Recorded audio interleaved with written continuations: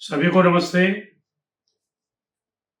भारत के सभी सनातन धर्मी भाई बहन जहां एक ओर बांग्लादेश में पिछले 4-5 दिनों में हिंदू समुदाय पर हो रहे घोर अत्याचारों से पीड़ित हैं, दुखी हैं, वहीं दूसरी ओर सभी राष्ट्र प्रेमी जम्मू और कश्मीर घाटी में आतंकियों के साथ हो रही मुठभेड़ों में भारतीय सैनिकों की लगातार हो रही शहादत से बहुत भारी चिंतित हैं, दुखी हैं।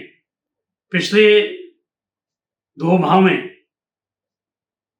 जितने भी समाचार सुनने को मिल रहे हैं, उनमें अधिकतर हमारे भारतीय सैनिकों की शहादत के समाचार मिल रहे हैं। कभी 5 सैनिकों की शहादत हुई, कभी हमारे 4 सैनिक शहीद हुए और साथ में ही अनेक शहीद घायल भी हो रहे हैं। इस प्रकार का समाचार बहुत ही यथाकथा सुनने को मिलता है कि मुठभेड़ में एक आतंकी मारा गया। इसलिए सैनिकों के परिवारों का और भारतीयों का सब्र अब टूट रहा है। ये शहादत कब तक चलेगी? इस शहादत पर पूर्ण विराम कब लगेगा? जब कभी भी सरहद पर एक सैनिक शहीद होता है तो किसी न किसी परिवार की मां के दिल का टुकड़ा शहीद होता है। उसकी आंखों का वह तारा उसकी आंखों से हमेशा के लिए ओझल हो जाता है। किसी महिला की मांग का सिंदूर मिटता है और बच्चे अनाथ हो जाते हैं और पूरा परिवार बेसहारा हो जाता है। और बहुत सी घटनाएं तो ऐसी सुनने को मिलती हैं कि पूरा परिवार केवल उसी सैनिक के भरोसे चल रहा था।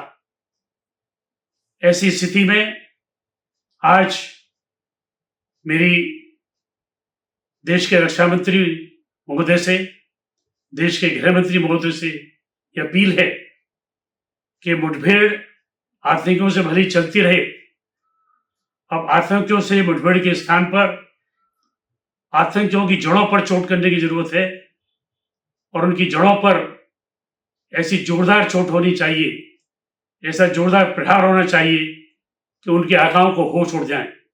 अन्यथा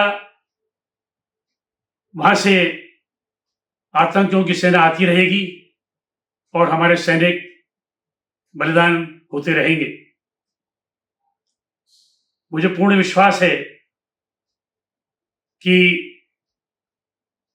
हमारी भारतीय सेना और हमारा गृह मंत्रालय और रक्षा मंत्रालय इस दिशा में कठोर कदम उठाएगा और उन सभी गद्दारों को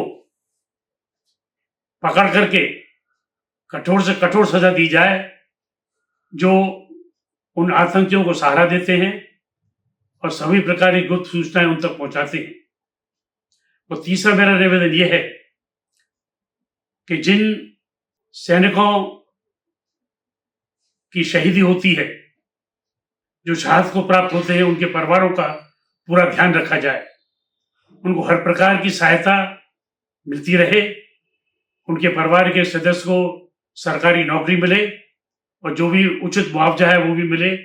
इसके अलावा भी उनका पूरा ध्यान रखा जाए, ये भी बहुत जरूरी है।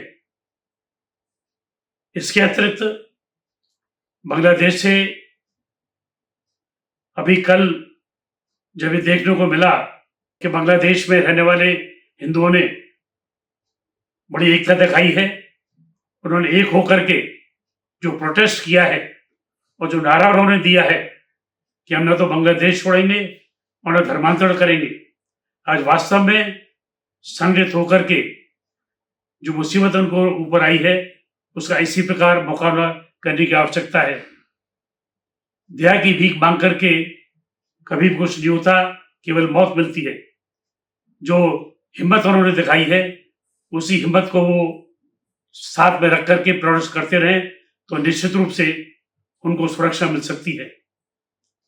और इस संदर्भ में भी मैं पुनः भारत के आदरणीय प्रधानमंत्री से निवेदन करूंगा कि जो शरणार्थी, हिंदू शरणार्थी भारत की भारत की सरहद पर, बॉर्डर पर एकत्रित हो गए हैं भारत में शरण मांगने के लिए, उनकी पहचान करके उनको शरण दी जाए और उनके लिए उचित संख्या में राहत कैंपों की व्यवस्था की जाए।